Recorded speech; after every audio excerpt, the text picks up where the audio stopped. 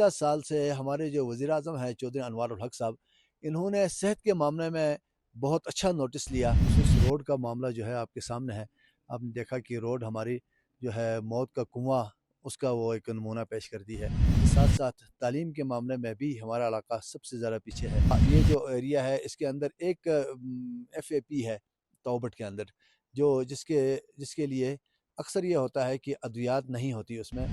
रोज़गार की बात करूँ मैं तो रोज़गार भी ना होने के बराबर है हमारे इस इलाके में। अस्सलाम वालेकुम दोस्तों, कैसे हैं आप? मैं हूं निगार कश्मीरी और आप देख रहे हैं कश्मीर डिजिटल।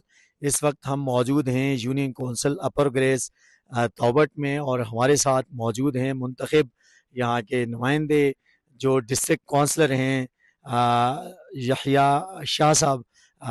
इनसे हम बात करेंगे और इनसे पूछेंगे। अस्सलाम वालेकुम सर। वालेकुम अस्सलाम यहिया भाई, कैसे हैं आप? अल्लाह का शुक्र, बहुत अल्लाह की करम नवाजी। तो आप जो है वो माशाल्लाह डिस्ट्रिक्ट काउंसलर यहाँ से मुंतखब हुए, आवाम ने आपको भारी मैंडेट दिया। अपर ग्रेस सबसे आखिरी जो है वो यूनियन काउंसिल है आज़ाद कश्मीर की, अगर नीले वैली में देखें तो। और यहाँ पे आना पहुँचना ही इंतहाई मुश्किल है, और यहाँ से आपको मुंतखब करना इस बात की दलील है कि आपने आवाम के दिलों में घर किया, जगह बनाई, लोगों ने आपको मुंतखब किया। 2 साल के अरसे में आप कितना मुतमईन हैं बल्दियाती नुमाइंदों की कारकर्दगी से? जी, बिस्मिल्लाहिर्रहमानिर्रहीम।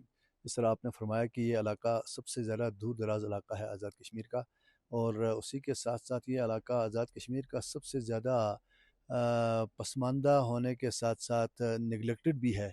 इसकी इस इलाके की तरफ कोई भी गवर्नमेंट का कोई नुमाइंदा या गवर्नमेंट का ख़जाना यहाँ पहुँचते पहुँचते ख़त्म हो जाता है। तो जिस वजह से हमारा इस इलाके में हर किस्म की मुश्किलात हैं। बिलख़ुसूस रोड का मामला जो है आपके सामने है। आपने देखा कि रोड हमारी जो है मौत का कुआँ, उसका वो एक नमूना पेश कर दी है। जगह जगह चढ़ाइयाँ, जगह जगह उतराइयाँ, और बहुत खस्ता हाली है रोड रोड की। और इसी के साथ साथ तालीम के मामले में भी हमारा इलाका सबसे ज़्यादा पीछे है। 14 किलोमीटर का सफ़र तय करके हमारी बच्ची ताओबट बाला से हलमत जाके रात को वापस ताओबट बाला पहुंचती है। ये पूरा सफ़र उसको 14 किलोमीटर का पड़ता है, और 14 किलोमीटर सफ़र पैदल तय करके एक बच्ची क्या पढ़ेगी वो आप खुद अंदाज़ा लगा सकते हैं। इसलिए सेहत की सहूलियात आपने शायद आपको मालूम भी हो। इन 14 किलोमीटरों, ये जो 7 किलोमीटर हैं तौबट बाला से हलमत तक, इसमें एक BHU है हलमत के मकाम पे। BHU था, अब उसको RSC का दर्जा अगरचे दिया गया है, लेकिन अभी तक डॉक्टर्स की तैनाती वहाँ पे नहीं हुई है। इस दफ़ा सुना है कि कोई एडहाक 2 डॉक्टर्स की तैनाती अमल में लाई गई है, लेकिन अभी तक डॉक्टर्स उसमें मौजूद नहीं हैं। और इसी तरह ये जो एरिया है इसके अंदर एक FAP है तौबट के अंदर, जो जिसके जिसके लिए अक्सर ये होता है कि अद्वियात नहीं होती उसमें, सिर्फ गवर्नमेंट का एक डिस्पेंसर वहाँ उस पे बैठता है। तो इसी तरह रोज़गार की बात करूँ मैं तो रोज़गार भी ना होने के बराबर है हमारे इस इलाके में। अल्लाह का एक करम हो गया था कुछ अरसे से, कोई 8-10 साल से इंडियन फायरिंग के बाद हमारा ये इलाका चूँकि टूरिज़्म के लिए अल्हम्दुलिल्लाह बड़ा मौज़ूं और बड़ा अच्छा वो था, टूरिज़्म का पोटेंशियल अच्छा खासा था हमारे पास। तो लेकिन मसला ये बन रहा है कि रोड इंफ्रास्ट्रक्चर जो है ये बहुत, इसकी हालत बहुत खस्ता है, जिस वजह से अक्सर व बेशतर हादसात पेश आते हैं। और हादसात भी हमारे उन मेहमानों के जो कराची से तशरीफ़ लाते हैं, लाहौर से तशरीफ़ लाते हैं, इस्लामाबाद से तशरीफ़ लाते हैं, उनके साथ जो हादसात पेश आते हैं उससे टूरिज़्म को बहुत ज़्यादा नुकसान हो रहा है। अगरचे गुज़श्ता साल से हमारे जो वज़ीर आज़म हैं चौधरी अनवार उल हक साहब, इन्होंने सेहत के मामले में बहुत अच्छा नोटिस लिया। हमारे यहाँ कोई चंद ख़वातीन फ़ौत हो गईं और ज़चगी की हालत में फ़ौत हुईं, तो उन पे वज़ीर आज़म साहब ने ख़ुद ज़ाती तौर पे नोटिस लिया, और सर्दियों में कुछ अरसे के लिए डॉक्टर्स की कोई टीमें भेज दिया करते थे। कुछ अद्वियात भी आ गई थी। लेकिन मैं समझता हूँ कि ये एडहाकिज़्म ये हमारे इलाके के सेहत का हल नहीं है। जब तक कोई परमानेंट, जिस तरह RSC 27 पोस्टों के साथ वज़ीर-ए-आज़म आज़ाद कश्मीर ने मंजूर की, जब तक उस पे पूरे 100% अमल दरामद नहीं होता, तब तक हमारे यहाँ सबसे अहम मामला जो है वो सेहत का है। इन दिनों में तो चलो मौसम खुला है, लेकिन मौसम सरमा में ये होता है कि 5-5, 6-6 गज़ बर्फ़ होती है। उसमें लोगों का एक घर से दूसरे घर में जाना भी मुश्किल होता है। जी जाए कि लोग यहाँ से अपने मरीज़ों को उठा के केल ले जाएँ, और मरता क्या ना करता की सूरत में तो लोग यहाँ से मरीज़ों को उठा के केल तक ले जाते हैं, मुज़फ़्फ़राबाद ले जाते हैं। لیکن وہ ایک انتہائی ناگزیر صورتحال ہوتی ہے اور اکثر مریض اس سے مر جاتا ہے۔ میں نے یہ فیصلہ کیا ہے اپنی عوام کے مشورے سے کہ ہم ابھی عدالت میں جائیں گے اور تحقیقاتی ایک کمیشن قائم کروائیں گے کہ کیل سے فلوئی تک جو روڈ بنی ہے اس میں جو خرد برد ہوئی ہے، اس میں جو ہوئی ہے، جو کیا کہتے ہیں اس کو، بدعنوانی ہوئی ہے، اس کی تحقیقات ہو جائے اور مجرم کو قرار واقعی سزا ملے۔ کل ہی ایک اشتہار دیکھ رہا تھا کہ جس میں 2 ایڈہاک ڈاکٹرز کو تعینات کیا گیا ہے حلمت کے RAC کے نام پہ۔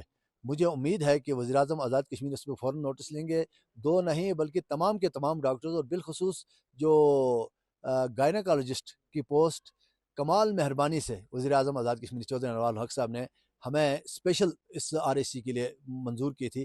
میں وزیراعظم آزاد کشمیر سے مطالبہ کروں گا اور کہ فوراً اس پہ عمل درآمد ہو۔ گائنیکالوجسٹ بھی ہماری ادھر بیٹھنی چاہیے تاکہ ہہماری خواتین کی صحت کا بالخصوص سرما میں جو زچگی کے معاملات ہوتے ہیں اس میں کم از کم وہ ممد و معاون ثابت ہو۔ گزارش کر رہا ہوں کہ PWD کی کارکردگی حقیقت دیکھی جائے تو بالکل زیرو ہوتی ہے۔ گزشتہ سال وزیراعظم نے خود نوٹس لیا اور PWD کو صحیح ڈنڈا دیا، جس وجہ سے اکثر ہماری روڈ کھلی رہی ہے۔ بہت کم، کوئی 15-20 دن زیادہ سے زیادہ ہماری روڈ بند رہی ہوگی، لیکن وہ وزیراعظم صاحب کی ذاتی توجہ کی وجہ سے، ورنہ PWD موسم سرما میں بالکل ہمارے علاقے کی طرف کوئی توجہ نہیں دیتی۔ اپریل میں جا کے ان کا ڈوزر آتا ہے ہمارے روڈ، اور روڈ میں جو ایوالانچز وغیرہ ہوتے ہیں ان کو کاٹ کے ہماری روڈ کھلا کرتی تھی۔ لیکن پچھلے سال یہ ہوا کہ وزیراعظم کی ذاتی توجہ سے ہماری روڈ اکثر کھلی رہی۔ ہاں جی، ایسا ہی ہے۔ ٹورزم کا تو نہیں معلوم، سننے میں یہ آیا ہے کہ دفاعی راستہ ہے، بلکہ اس کی وجہ سے بہت سارے درخت کٹے ہیں۔ یہ والا جو علاقہ ہے یہ مسک ڈیر نیشنل پارک کے نام سے نیشنل پارک نوٹیفائی ہے۔ اس میں درخت سول لوگوں کو نہیں کاٹنے دیا جا رہا۔ لوگ خود بھی تنظیمیں بنا کے درخت کاٹنے سے سخت اعتراض کرتے ہیں، لیکن اس دفعہ جو یہ روڈ بن رہی ہے اس سے اچھے خاصے درخت کٹے ہیں، سینکڑوں میں درخت گر گئے ہیں۔ تو نہ معلوم، اب ہم سے تو خفیہ ہے، ہمیں نہیں معلوم کہ یہ دفاعی کوئی روڈ ہے یا کوئی ٹورزم کے لیے روڈ ہے یا CPEC کا کوئی حصہ ہے، ہمیں نہیں معلوم اس بارے میں۔ یہ سب سے بڑی جو انڈسٹری ہے اس علاقے کے لیے وہ سیاحت ہی ثابت ہو سکتی ہے، اور اس علاقے کے لیے سب سے بڑے روزگار کا کوئی ذریعہ اگر کوئی ہے یا ہو سکتا ہے وہ سیاحت ہی ہے۔ اگر گورنمنٹ اس کی طرف توجہ دے، جدید طریقے سے بلڈنگ کے لیے بھی کوئی کوڈ مختص کیا جائے، کوئی بلڈنگ کوڈ متعارف کروایا جائے، لوگوں کو سیاحتی پوائنٹ آف ویو سے تعمیرات کی رہنمائی کی جائے اور اس پہ سختی کی جائے، تو میں سمجھتا ہوں کہ اس علاقے میں مستقبل بہت اچھا ہو سکتا ہے۔ الیکشن آ رہے ہیں، اس میں کوئی شک نہیں ہے، لیکن ووٹ اسی کا ہوگا جو کام کرے گا۔ ہماری جماعت ہمارا علاقہ ہے، ہمارے علاقے کے لیے جو کوئی ہمیں اچھا وہ پیش کرے گا، اچھا کوئی فارمولہ کہ اس کی غربت دور ہو جائے، اس کی تنگ دستی دور ہو جائے، اس کا روڈ انفراسٹرکچر کوئی درست ہو جائے، اس میں کوئی سروسز کے اور جو نا وہ کام ہمیں جہاں دکھتے ہوں، تو انشاءاللہ ووٹ ہم ادھر ہی کریں گے انشاءاللہ۔ تو دوستو یہ تھے ہمارے ساتھ سید یحییٰ شاہ صاحب، ڈسٹرکٹ کونسلر اپر گریس نیلم ویلی آزاد کشمیر۔ آپ نے ان کا انٹرویو سنا، ویڈیو ضرور شیئر کیجیے اور دیکھتے رہیے کشمیر ڈیجیٹل۔